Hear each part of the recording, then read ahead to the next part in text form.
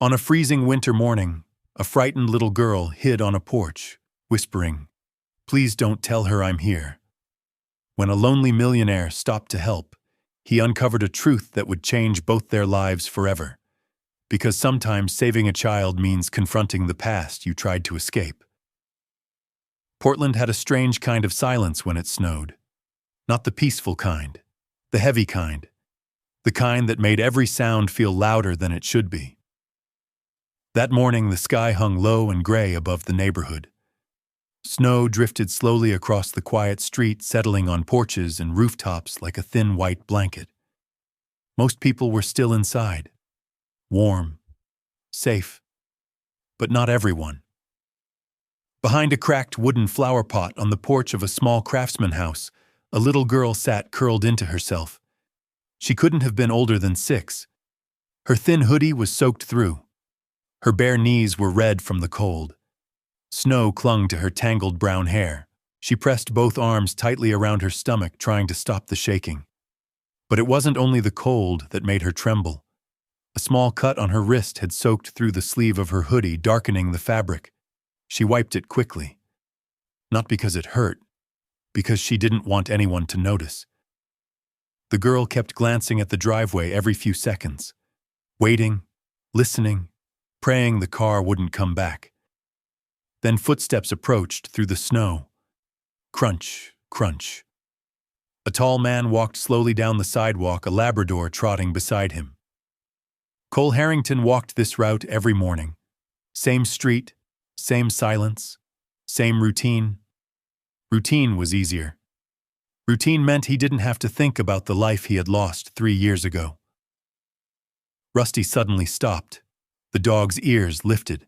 A low, uncertain bark escaped his throat. Cole sighed softly. "Come on, boy." But Rusty didn't move. Instead, he stared toward the porch. Cole followed the dog's gaze. At first, he thought it was a pile of coats. Then it moved. A tiny figure shifted behind the flower pot. Cole froze. A little girl sat there, trying to make herself as small as possible. Her eyes were wide with fear, and when she saw him looking at her, she whispered something so quietly the falling snow almost swallowed the words. "Please, don't tell her I'm here." Cole crouched slowly, careful not to get too close. He had learned long ago that frightened children moved like wounded animals. Too fast, and they ran. "Hey," he said gently. "Are you lost?" The girl shook her head immediately. Her eyes darted to the front door of the house behind her, then back to Cole. She whispered again, "Please don't tell her." Cole felt something twist in his chest. Tell who? The girl hesitated. Her small fingers dug into her sleeves. "My aunt." Snowflakes clung to her eyelashes as she looked down at the porch floor. Cole noticed the bruise beneath her eye. Yellowing, old. But the marks around her wrist looked newer. Much newer. Rusty slowly walked forward and sat beside the girl, tail gently brushing the snow. The girl flinched at first. Then she carefully touched the dog's ear. Her voice trembled. "She says I'm not allowed inside when she goes out." Cole stared at the dark house behind her. "How long have you been sitting here?" The girl shrugged. "I don't know." Her lips had turned slightly blue. Cole instinctively reached into his coat pocket and pulled out his phone. "I'm going to call someone who can help you." The reaction was instant. The girl grabbed his wrist with surprising strength, her eyes filled with panic. "No." Her voice cracked. "Please don't call the police." Cole blinked. Why tears welled in her eyes. Last time they came. She waited until they left. The girl's voice dropped to a whisper. "Then she beat me worse." The words hung in the frozen air. Cole slowly lowered the phone. For a long moment, neither of them spoke. Snow kept falling. The girl pulled her knees tighter to her chest. "I'll just wait here," she murmured. "I'm used to it." And suddenly, Cole realized something that made his stomach twist. This wasn't a bad morning. This was normal. Cole Harrington had spent 3 years learning how not to care. It was easier that way. After the accident. After the night he heard sirens on the highway and chose not to stop because he assumed someone else already had. After discovering that the wrecked car belonged to his wife and 8-year-old daughter. Cole built a quiet life, a routine, a wall. Every morning he walked this street pretending the world wasn't asking anything of him. But now a little girl sat freezing on a porch 10 feet away, and she was begging not to be seen. Cole swallowed. "Can I at least get you something warm?" The girl shook her head quickly. "If I'm not here when she comes back, she'll be mad." Cole looked at the thin porch roof above her. Barely any shelter. "Okay," he said finally. "Then we do it your way." The girl glanced up. "You stay here." He pointed toward his house 2 doors down. "I'll bring the warm stuff to you." The girl studied him carefully. Children who had been hurt often learn to read people faster than adults. Finally, she nodded. Cole stood and walked toward his house. But halfway across the yard, he stopped. His hand tightened around the phone in his pocket. Because deep down, he already knew something. If that front door opened, if the person inside that house really was hurting her, then today wasn't going to be a quiet morning. Today might change everything. Behind him, the little girl hugged herself tighter against the cold and whispered a sentence that Cole didn't hear. "I can't take her beatings anymore." Cole had just stepped back onto the porch with a wool blanket and a thermos of hot chocolate when the sound reached them. A car engine. Loud. Rough. Too fast for a quiet street. Hannah froze. Her entire body stiffened instantly like a deer hearing a predator. The thermos slipped slightly in her hands. Cole followed her gaze toward the end of the street. Headlights swung sharply into the driveway. The car stopped crookedly.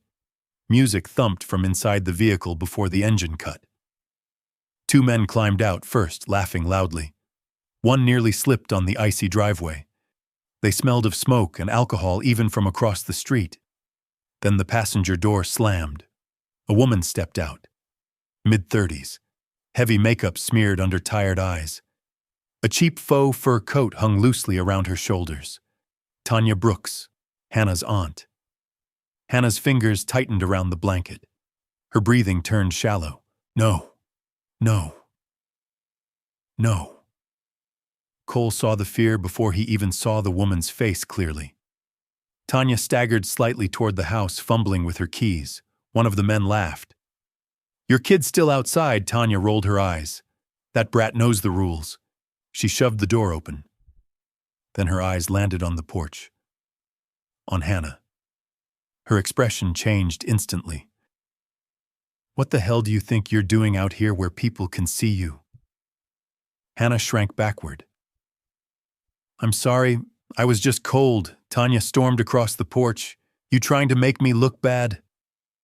Her hand shot out and grabbed Hannah's arm. Hard. The girl cried out, not loudly, but the sound was raw, the kind that came from pain that had happened too many times. Across the street, curtains shifted. Neighbors were watching. But no one moved. Cole felt something inside him snap. For 3 years he had trained himself not to get involved, not to interfere, not to care too much. But when Tanya yanked Hannah upright by the arm, something in Cole's chest ignited. Hannah whimpered. "Please, I'll be good." Tanya shook her once violently. "You embarrass me like this." Hannah's sleeve slid back. Cole saw it clearly now. Dark bruises, layered marks. Some old, some fresh. His jaw tightened. Tanya leaned down close to Hannah's ear. Her voice dropped to a venomous whisper. "You think anybody cares about you?" Hannah's shoulders trembled. "Nobody's coming," and that was when the girl broke. The sob tore out of her chest like something trapped inside her for years. "I can't take her beatings anymore." The street went silent. Even the men by the car stopped laughing. Cole stepped off the sidewalk. Crunch. Snow shifted under his boots as he crossed the street. Tanya looked up. Who the hell are you? Cole's voice stayed calm, low, controlled. The neighbor. He stepped onto the porch. And that's enough. Tanya scoffed. This is my niece. She yanked Hannah's arm again. Mind your own business. Cole stepped between them, not aggressively, just enough to block her reach. She's not your punching bag. Tanya laughed bitterly. Oh, please. You think you're a hero, Cole held her gaze. No. He gestured slightly toward Hannah. I just care. For a moment, Tanya looked like she might swing at him instead. Then sirens echoed faintly somewhere in the distance. Someone had finally called. Police lights painted the snow red and blue as the cruiser turned onto the street. Tanya's confidence evaporated instantly. This isn't over, she spat. You think this makes you a hero? She shoved Hannah backward one last time before stepping away. Officers approached quickly. One of them, Officer Diaz, took in the scene immediately. The shaking child, the bruises, the terrified eyes. His jaw tightened. Ma'am, step away from the girl. Tanya started shouting. She lies. She always lies. But the officers had already seen enough. They placed her in handcuffs. The men by the car slipped quietly into the background. An ambulance arrived minutes later. A paramedic wrapped a blanket around Hannah's shoulders. But the girl refused to let go of Cole's coat. Her small hands clutched the fabric tightly. They're going to take me, she whispered. Cole crouched beside her. Snowflakes melted slowly in her tangled hair. No, he said gently. They're going to help you. Her voice trembled. They'll send me away. Cole hesitated. Because the truth was, they might. He looked at the ambulance, then back at the girl clinging to his coat. 3 years ago, he had heard sirens and stayed where he was. He had told himself someone else would handle it. He had lived with that decision every day since. Cole placed a hand carefully on Hannah's shoulder. You're not disappearing, he said quietly. Not today. Hannah searched his face. For the first time since he had met her, a tiny piece of the fear in her eyes loosened. The ambulance doors opened. Snow continued to fall softly over the silent street, and Cole Harrington realized something he could no longer ignore. If he walked away now, he wouldn't just be leaving a child behind. He would be choosing to become the man he hated most. The kind who heard a child begging for help and kept walking. The ambulance doors shut with a heavy metallic thud, sealing Hannah inside a world of harsh white lights and antiseptic air. Cole stood just outside for a moment, snow melting slowly on his coat as he watched through the glass. Hannah sat on the narrow bench with the blanket wrapped tightly around her shoulders, her small hands gripping the edge of the fabric like it might disappear if she loosened her hold. When she noticed him through the fogging window, her fingers pressed softly against the glass. Cole tapped once in return. Not a wave, not a promise he couldn't keep. Just a quiet message, I'm still here. Inside the emergency room, the air smelled like disinfectant and burnt coffee. Machines beeped softly in tired rhythms while nurses moved with calm efficiency. A doctor with kind, steady eyes examined Hannah gently, narrating every step before touching her, as if she knew sudden movements might shatter the fragile trust the girl was holding on to. Cole waited in the hallway back against the wall, staring at the pale tile floor. His mind kept replaying the moment on the porch. The bruises, the terror in Hannah's eyes, the way she had clung to his coat like it was the only solid thing in the world. After a while, the doctor stepped outside. She'll be okay tonight, she said quietly. But some of those injuries aren't new. Cole felt the words settle heavily in his chest. We'll file a report with Child Protective Services. What happens to her? He asked. The doctor hesitated before answering. That depends on what CPS finds. If there's no safe family member. She paused gently. Kids like Hannah sometimes move around a lot. Cole nodded slowly, though the idea left a hollow ache in his stomach. A social worker arrived shortly after Lauren Kim. She carried a worn leather folder and spoke with the straightforward tone of someone who had spent years dealing with hard realities. "We'll find emergency placement tonight," she explained. "A foster home until we evaluate the situation." Hannah sat quietly during the conversation, her feet dangling above the floor. When she finally spoke, her voice was small. "I'll be good." Lauren softened slightly. "I know you will." But Hannah didn't look convinced. Her eyes moved slowly toward Cole. "Are they taking me somewhere far?" The room grew quiet. Cole crouched beside her. "They're trying to keep you safe." Hannah nodded slowly, accepting the words without truly believing them, because in her experience, safe never lasted very long. Hours later, the hospital corridor had grown quieter. The bright emergency lights felt harsher against the deepening night outside the windows. Hannah sat in a small consultation room with Rusty lying patiently at her feet. Cole had insisted the dog stay with her, and surprisingly the staff allowed it after seeing how the girl relaxed whenever she touched the Labrador's fur. Lauren returned with a stack of paperwork. "We're still trying to locate a placement," she said gently. "It might take a little while." Hannah's fingers tightened around Rusty's collar. She had heard those words before. "We're still trying. It might take a while." To adults, they sounded calm and reasonable. To children like Hannah, they meant something else entirely. "You're going somewhere unfamiliar." Again. Later that night, while Lauren stepped out to make another call, Hannah quietly slid off her chair and wandered toward the hallway. She didn't mean to listen. But adult voices drifted through the partially open door of the nurse's station. Temporary foster intake available across the county. No immediate relatives approved. Transfer paperwork in the morning. The words blurred together. But Hannah understood enough. They were sending her away. Somewhere far. Somewhere she would be alone again. Her chest tightened as memories surfaced: unfamiliar houses, angry voices, the constant fear of doing something wrong. She stepped backward quietly, her breath shaking.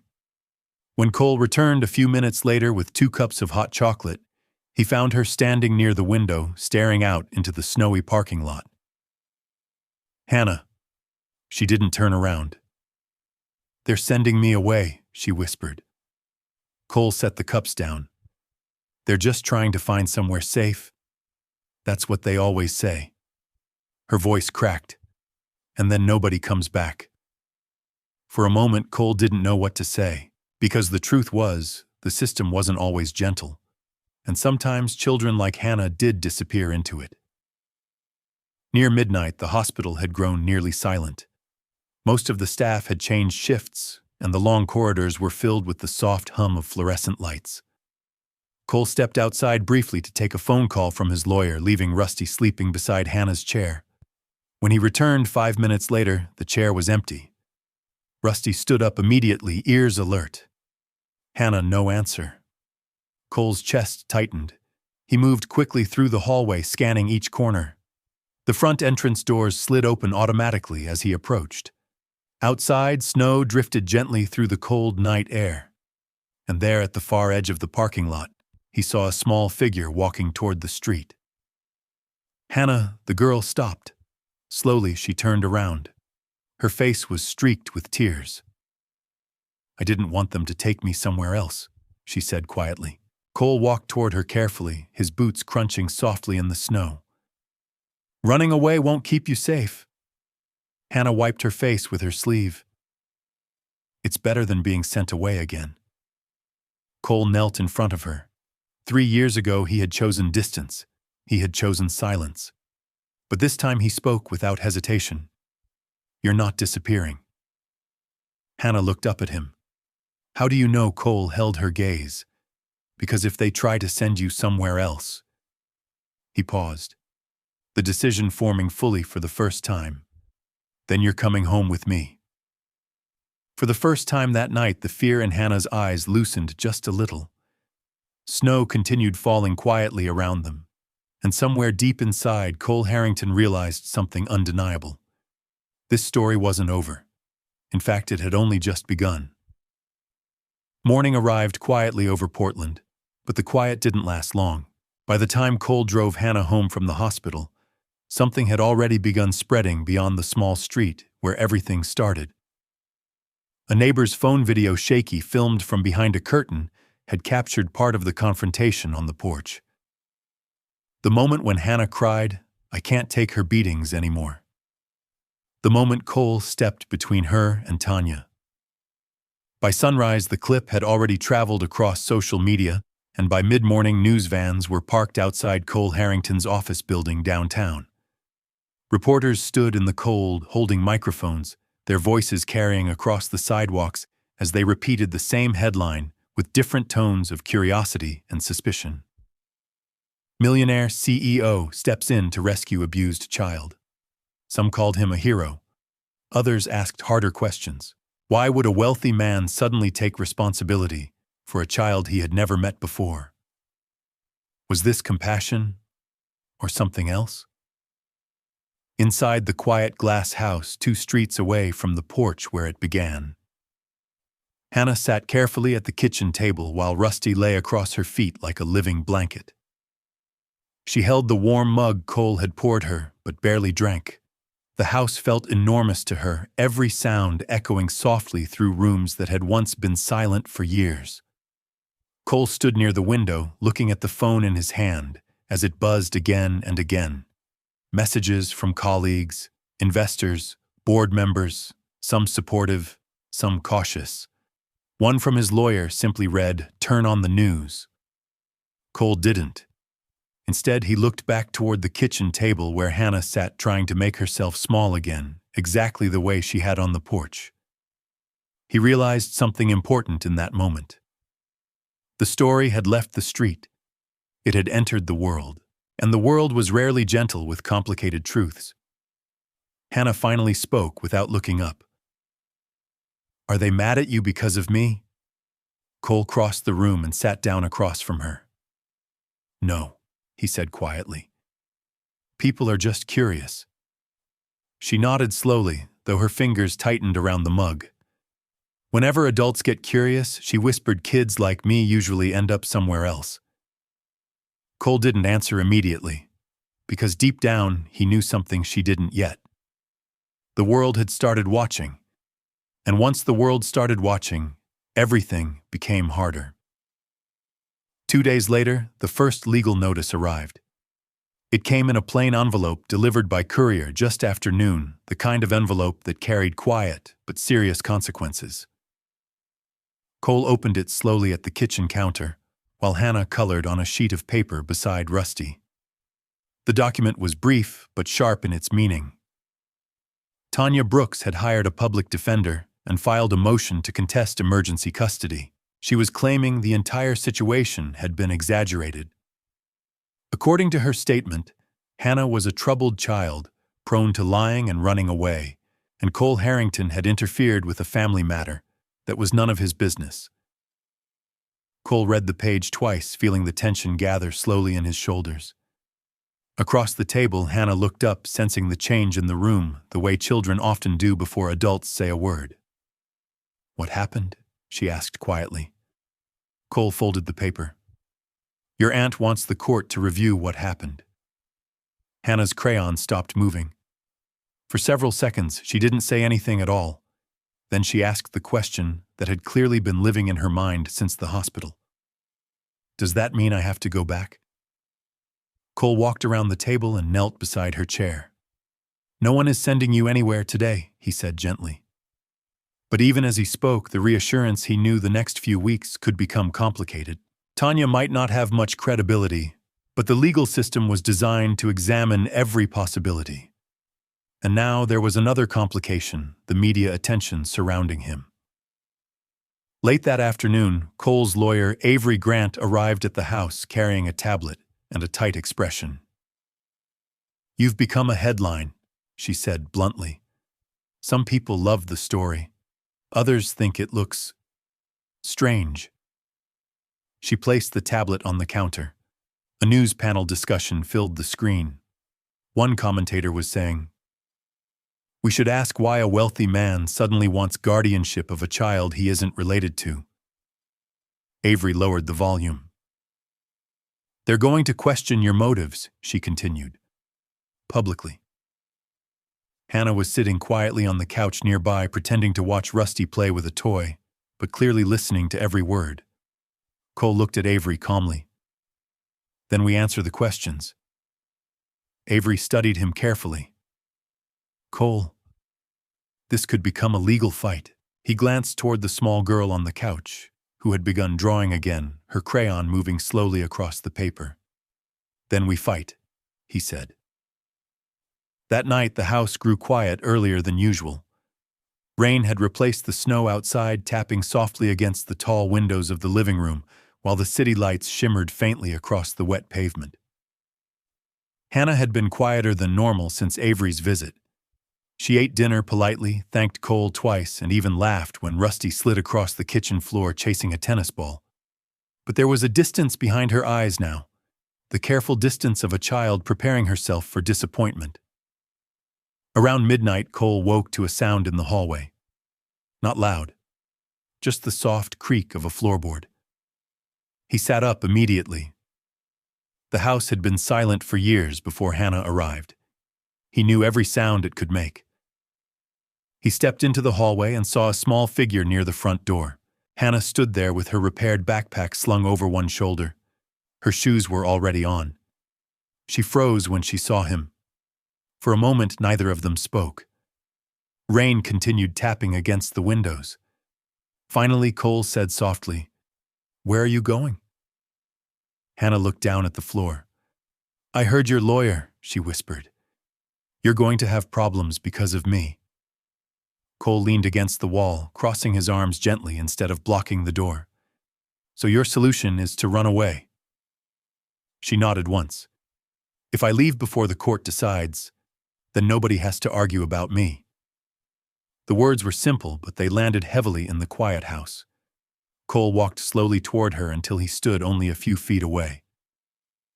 "Hannah," he said carefully, "when people fight in court about kids like you, it's not because you're a problem." She looked up with uncertain eyes. Then why Cole answered honestly, "Because sometimes the truth matters enough to fight for." Hannah stared at him for a long moment, rainlight reflecting faintly in her eyes. "Has anyone ever fought for you before?" he asked. She shook her head. Cole reached for the backpack strap and gently lifted it off her shoulder. "Then maybe it's time someone did." Hannah hesitated, the tension slowly leaving her shoulders as she stepped back from the door. For the first time since the legal battle began, the fear inside her loosened slightly. Outside, the rain continued falling softly over Portland. Inside the quiet house, the fight for Hannah had truly begun.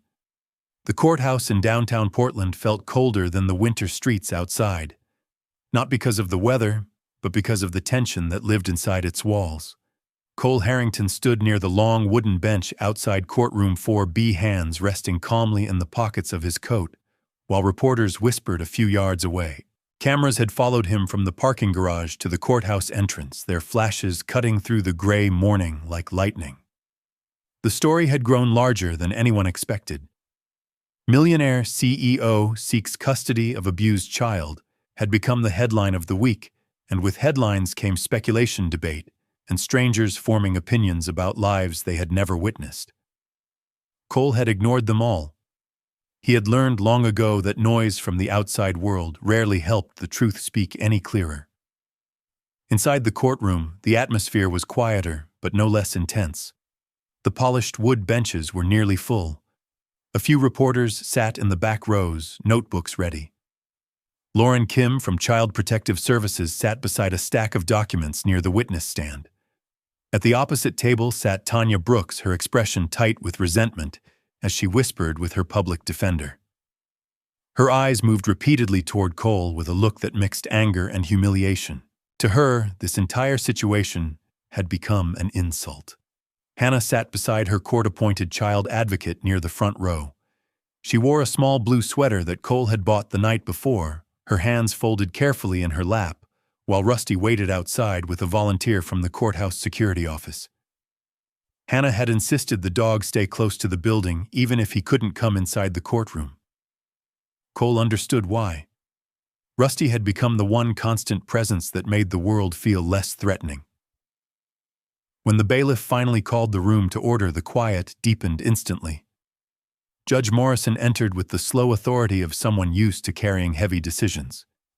His expression was stern but not unkind, as he took his seat behind the bench and reviewed the documents before him. The case, he announced calmly, concerned the temporary guardianship of a minor child removed from an allegedly abusive home environment. The first witness called was Lauren Kim. She spoke carefully and clearly, describing the events that had led to Hannah's removal from her aunt's custody. She detailed the injuries recorded by the hospital and the statements given by neighbors who had heard shouting and crying on previous nights. When the opposing attorney questioned her, he attempted to suggest that Hannah's accusations might have been exaggerated or misunderstood. Lauren did not raise her voice. She simply repeated the facts. A 6-year-old child had been found outside in freezing temperatures, with visible injuries and clear signs of long-term neglect. The courtroom remained quiet while she spoke. No one interrupted, because sometimes the truth, when spoken plainly, carried more weight than arguments. When Lauren stepped down, the judge turned his attention to the next witness. "Call Mrs. Patel," the bailiff announced. Across the courtroom, a small, elderly woman rose slowly from the bench where she had been waiting. She held her purse tightly in both hands as she walked toward the witness stand. Her eyes briefly met Hannah's before she sat down and took the oath. The room seemed to lean forward in anticipation, because the story was only beginning to unfold. Mrs. Patel adjusted her glasses as she settled into the witness chair, her hands trembling slightly against the wooden rail in front of her. She had lived across the street from Tanya Brooks for nearly 5 years, and during that time she had witnessed more than she ever wished to see. At first, she told the court quietly, she had assumed the noise was ordinary family conflict. Arguments between adults, occasional shouting, doors slamming late at night. But over time, the sounds had changed. The voice she heard most often was not Tanya's, but Hannah's, crying and pleading, sometimes begging for the shouting to stop. The courtroom remained still as Mrs. Patel described nights when music and loud voices filled the house while the child was left outside or alone in the yard. She spoke of bruises she had noticed on Hannah's arms when the girl passed her mailbox on the way to school. She admitted she had once called Child Protective Services months earlier, but had been told the case could not proceed without direct evidence. When the opposing attorney began his cross-examination, he attempted to challenge her reliability. Perhaps she had misunderstood what she heard. Perhaps she had misinterpreted a normal family argument. Mrs. Patel shook her head firmly. "No," she said softly but clearly. "You do not mistake the sound of a child begging for someone to stop hurting them." The words echoed through the room. The lawyer paused briefly before continuing his questions, but the tension in the courtroom had shifted. Next, the hospital physician who examined Hannah took the stand. She explained the medical findings with careful professionalism. The bruising pattern on Hannah's arms and back was not consistent with accidental injury. Some marks appeared older, layered over time, suggesting repeated trauma rather than a single event. She also confirmed that the girl showed signs of prolonged exposure to cold the night she was found outside. The judge listened without interruption, occasionally making notes on a yellow legal pad. Tanya Brooks, sitting at the defense table, stared forward with a stiff expression, refusing to look at Hannah. When the doctor finished the defense, attorney attempted one final strategy. He suggested that the presence of Cole Harrington might have influenced Hannah's statements to investigators.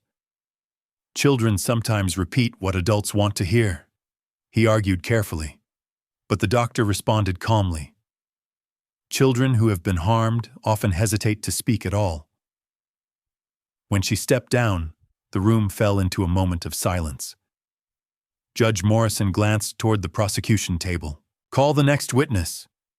The bailiff looked down at his list. Mr. Cole Harrington. Cole stood slowly and walked to the witness stand, aware that every eye in the room had turned toward him. Reporters leaned forward slightly, pens ready. Tanya finally looked up, her expression sharp with hostility. Cole placed his hand on the Bible and took the oath. Then he sat. For a moment, the courtroom waited, because everyone knew his testimony might decide what happened next. When Cole Harrington began speaking, his voice was calm and steady, the same controlled tone he used in boardrooms when discussing multi-million-dollar decisions. But the words he chose were not about business. They were about a cold winter morning and a little girl sitting alone on a porch trying to make herself invisible. He described walking his dog, noticing the shape behind the flower pot, and hearing the whisper that had changed everything. "Please don't tell her I'm here." As he spoke, the courtroom grew quieter with every sentence. He explained how Hannah had refused to let him call the police because the last time someone reported the abuse, she had been punished afterward. He described the moment Tanya returned and grabbed the child's arm, the bruises he had seen, the fear in Hannah's eyes. When the defense attorney began his cross-examination, he shifted the focus toward Cole's personal life. "Mr. Harrington," the lawyer said carefully, "is it true that you lost your wife and daughter in an accident 3 years ago?" Cole nodded once. The courtroom remained silent. "Would you agree," the lawyer continued, "that this tragedy may have affected your judgment in situations involving children?" It was the question many critics had already asked publicly. Cole did not react with anger. Instead, he answered honestly. "Yes," he said. "It changed my life completely." The lawyer leaned slightly forward. "So isn't it possible that what you're doing now is an emotional reaction rather than a rational decision?" For the first time, Cole paused before answering. His gaze moved briefly across the room until it found Hannah sitting beside her advocate, small hands folded in her lap. Then he looked back at the judge. 3 years ago," he said quietly, "I heard sirens on the highway near my house. I assumed someone else would handle whatever had happened, so I stayed where I was. Later that night, I learned the accident involved my wife and daughter." A ripple of silence moved through the courtroom. Cole continued, his voice steady. "Since that day, I have lived with the knowledge that sometimes the worst decisions are the ones we make by doing nothing." The lawyer said nothing.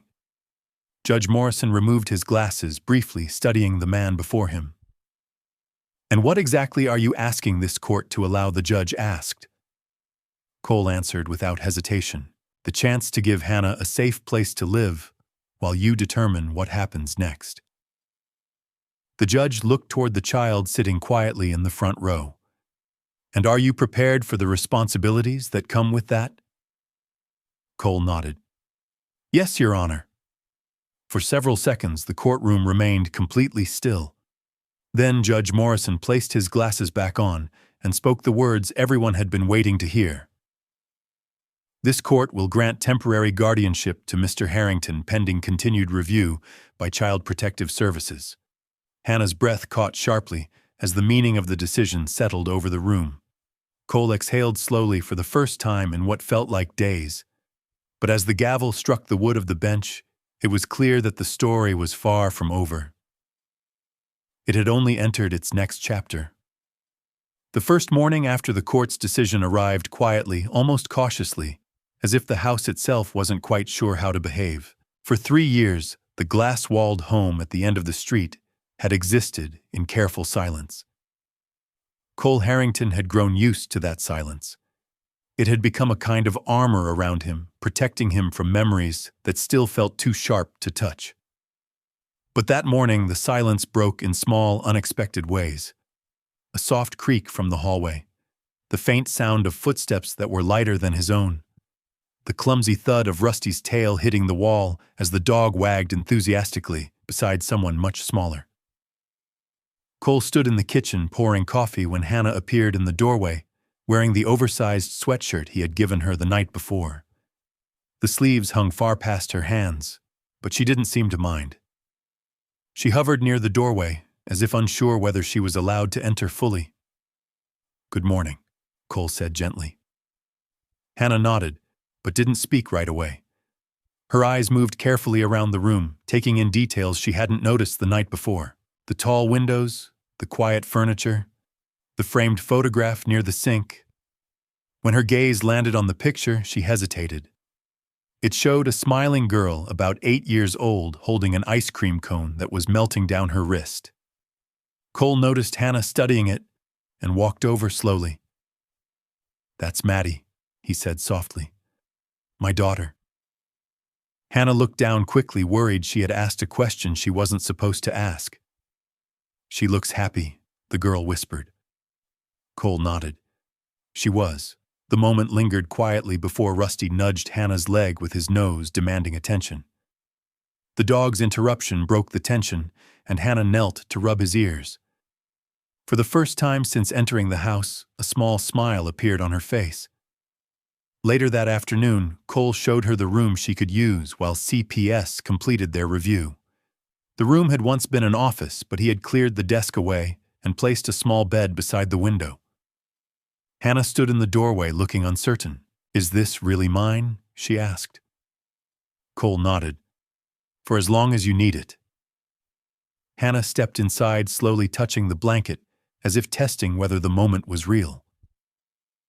That night, when Cole passed the hallway, he noticed something new hanging on the refrigerator door, a drawing made with bright crayons. It showed a tall stick figure beside a smaller one and a large dog between them. Above the figures, Hannah had written 3 careful words: "Me, Rusty, Cole." Cole stood there for a long moment looking at the drawing. The house that had once felt like a museum of old memories suddenly felt different, not healed yet, but no longer empty. Healing did not arrive all at once. It came slowly in uneven steps that sometimes moved forward and sometimes slipped backward again. During the first week, Hannah spoke very little at school. Her teacher described her as polite and quiet, the kind of student who watched everything carefully before raising her hand. She kept a small notebook in her desk, where she drew pictures whenever the classroom grew loud. Many of the drawings showed the same 3 figures that had appeared on Cole's refrigerator. At home, the changes were easier to see. Hannah laughed more often when Rusty chased toys across the living room. She began helping Cole in the kitchen, carefully measuring flour while baking cookies on Saturday afternoons. But certain habits revealed the parts of her that still expected danger. She checked the front door lock every night before going to bed, sometimes twice, occasionally 3 times. And if someone raised their voice on television even during a movie, she would freeze suddenly, shoulders tightening, as if bracing for something unseen. Cole noticed all of it. He never pointed it out directly. Instead, he simply stayed nearby, letting the quiet stability of routine slowly replace the uncertainty she had lived with for so long. One evening, a thunderstorm rolled across the city, shaking the tall windows with flashes of lightning. Cole was reading in the living room when he heard a soft knock on the doorframe. Hannah stood there, clutching a blanket. "Can I sit here for a little while?" she asked. Cole smiled gently.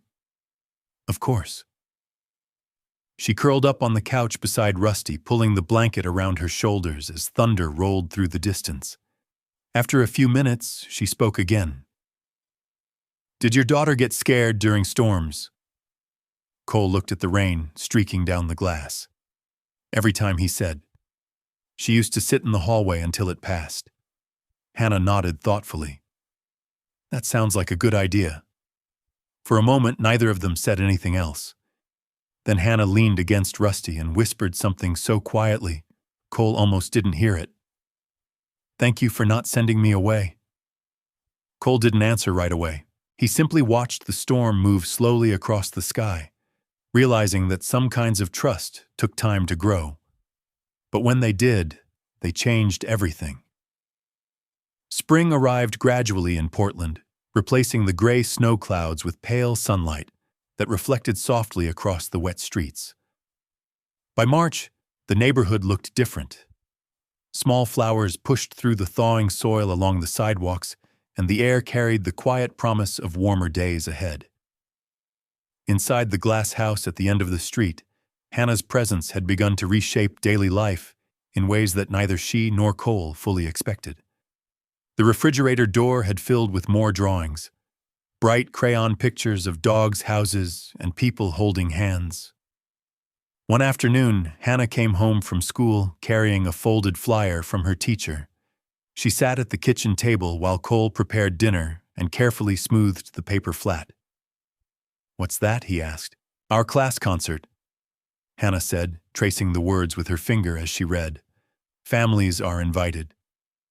She hesitated on the last word, her expression thoughtful. After a moment, she looked up at him. "Can I ask you something?" Cole turned from the stove. "Sure." Hannah swung her feet slowly beneath the chair. "Mr. Harrington sounds like something the principal says when kids are in trouble." Cole smiled slightly. "I suppose it does." She took a breath, gathering courage the way children often do before asking an important question. "Is there something else I could call you?" The room seemed to grow very quiet. Cole leaned against the counter, unsure what the next moment might bring. "Like what?" he asked softly. Hannah looked down at the table for a second before answering. "Maybe Dad. Just sometimes." For a heartbeat, the world seemed to pause. Cole crossed the room slowly and knelt beside her chair so she didn't have to look up. His voice carried an emotion he hadn't allowed himself to feel in years. "I would like that very much." Hannah's answering smile was small but bright, the kind that grows from trust rather than certainty. Outside the window, Rusty barked at a passing squirrel, sending laughter across the kitchen. In that moment, Cole realized something that surprised him. The house he once believed would remain filled only with memories had become something else entirely. Not a replacement for the past, but the beginning of a future neither of them had expected. A soft wind moved through the cemetery on the edge of Portland, carrying the quiet scent of wet earth and early spring flowers. The sky above was pale and open, the kind of sky that seemed to stretch endlessly, without deciding whether the day would become bright or gray. Cole Harrington walked slowly along the narrow stone path, one hand holding a bouquet of white lilies, while the other rested loosely in his coat pocket. Beside him, Hannah walked with smaller, careful steps, clutching a bundle of purple wildflowers she had picked from the small market near their neighborhood. Rusty trotted quietly behind them, his usual energy softened by the calm stillness of the place. Hannah had asked about Maddie weeks earlier when she first saw the photograph in the kitchen, but Cole had waited before bringing her here. Some memories needed the right moment to be shared. They stopped before two simple headstones placed side by side beneath a tall maple tree, whose branches were just beginning to show tiny green leaves. Cole knelt first, gently placing the lilies in front of the stone that carried his daughter's name. For a moment he said nothing. The silence was not heavy the way it had once been. It felt quieter now, like a pause between chapters rather than the end of a story. Hannah stepped forward next. She knelt awkwardly, brushing away a few fallen leaves before laying the wildflowers beside the lilies. Her small hands moved carefully, with the kind of respect children instinctively show when they sense something important, even if they don't fully understand it yet. After a moment, she reached into the pocket of her jacket and pulled out something Cole hadn't noticed before. It was the thin purple hospital bracelet she had worn the night they met. The plastic band was slightly faded now, the black marker numbers beginning to blur. Hannah placed it gently beside the flowers. Then she whispered softly, almost shyly, "I don't need this anymore."